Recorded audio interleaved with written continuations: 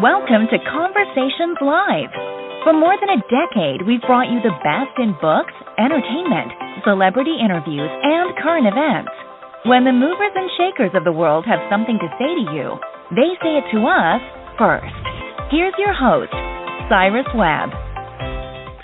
And welcome back, everyone, to Conversations Live. I'm your host, Cyrus Webb. Glad you all could join us once again. But for our radio audience here in Mississippi at WYAD 94.1 FM and WYADonline.com, we're glad that you all could be with us. Also tuning in to our friends at iHeartRadio and Amazon Music Podcast. Glad you all could be with us as well. Well, as you guys know, February is recognized as a lot of different things. Black History Month, as well as, of course, Heart Health Month. We talked a lot about that. But it also is recognized as National Cancer Prevention Month, and for good reason. Cancer is one of those things I think that impacts all of us. In fact, the American Cancer Society estimates that about 1.9 million people will be diagnosed with cancer in 2022 alone. And this is something that does impact all of us, but in some cases, African Americans and other people of color are definitely impacted. The National Cancer Institute finds that Black and African Americans have higher death rates than all other racial and ethnic groups in many of the cancer types out there. What can we know about the different disparities that are out there when it comes to the racial line, but also what we can find more information about clinical trials and treatment? Here we're excited to welcome to our program today Dr. Gary Puckrein. He's going to talk to us not only about what you all need to know about the access to screening and diagnosis, but also the treatment options as well. Dr. Puckrein, thank you so much for the time. Really appreciate it. Thank you so much for having me. I'm teaming up with the nonprofit Women in Government to talk about the disparities in cancer outcomes and what we can do about it. And Dr. Puckrein, this is such an important topic, and I think it's one of the things we don't think about. There are so many different types of cancers out there, but as I mentioned, as the National Cancer Institute mentions, that at Blacks and African Americans that we do compose a higher death rate in a lot of these. What are some of the unique barriers that people of color face when it comes to cancer? So cancer variations are really caused by a number of factors. Certainly our biologies are slightly different, and so that means that our risk for cancers can vary. The environment in which we live and work can contribute to cancer. Our behavior can contribute. Do we smoke? Are we obese? Do we sleep well at night? Do we get regular care? All of those factors can contribute to variations in cancer. So because of this, then, I think it does show the importance of us to be able to realize not only, of course, our own impacts, but also our surroundings. What evidence demonstrates, Dr. Puckrein, the extent of disparities when it comes to the outcomes for cancer patients? I like to use survival rates. So what we see, in particular for African Americans, they get diagnosed late for cancer. And what do I mean by late? It means that the cancer has spread throughout the body.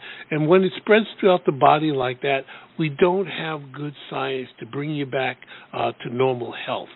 And what happens is your survival rates are much shorter. So what we need to do is move people from late-stage diagnosis of cancer to early-stage diagnosis of cancer. And when we do that kind of stage shifting, we can improve the quality of life and life expectancy for those individuals. Dr. Puckrein, I have to mention this. Of course, over the past couple of years, a lot of people were not going to the doctor. It means a lot of screenings were not being done. In the work that you've been able to do, have you seen that there has been an increase in people who have not been getting those screenings and having those communications with their doctors, especially during the pandemic? So screenings are incredibly important in the war on cancer, and certainly the pandemic has impacted our screening rates. But what's happening right now is there are these multi-cancer early detection screenings that are starting to come to the marketplace. These are screenings that test for 50 cancers at one time. So with one blood draw, you can get diagnosed for 50 cancers at one time. But added to that, these screenings will detect cancer before you're symptomatic, before you're showing any outward signs of the cancer, which means that you're in the early stage of cancer. And if you remember, we want to get you diagnosed in the early stage of cancer because that is where we have the greatest potential of increasing your survival rate. And then on top of that, we've got these new gene therapies that are coming on. And so the war on cancer is really coming to I think to a good place in terms of what we're going to be able to do. But certainly everyone has got to be prepared to get screened because that's the first step in really improving survival rates. Dr. Puckrein, to that point, when you talk about the screenings, one of the things we've noticed a lot, again, this conversation's happened a lot because of the pandemic, the importance of clinical trials. What can be done to better adapt these so that they can serve minority populations as well? Our clinical trials right now are done in the main in large academic centers, in urban areas. What we need to do is move our trials into community. We need to train community clinicians to do clinical trials so they're really happening right there in your neighborhood. And when we do that, we increase the diversity of clinical trials. If you live in a rural community, you should have a clinical trial facility in the community in which you live. If you live in a minority community, we need to have those clinical trials there. And if we do that, we increase diversity, but we also increase the option for the clinician to offer another set of treatment for you. And so it's really important that we start to move our trials out into community where they're accessible to everyone.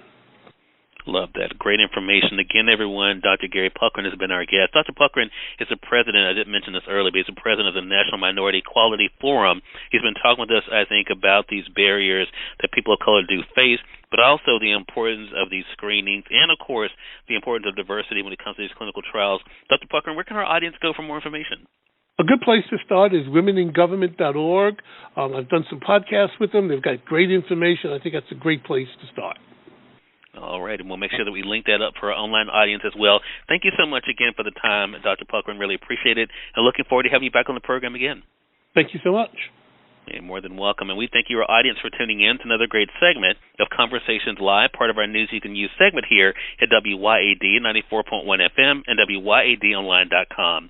Until next time, I'm your host, Cyrus Webb, saying, as always, enjoy your day, enjoy your life, enjoy your world. Thank you all for choosing Conversations Live. Now let's go make today amazing. Take care.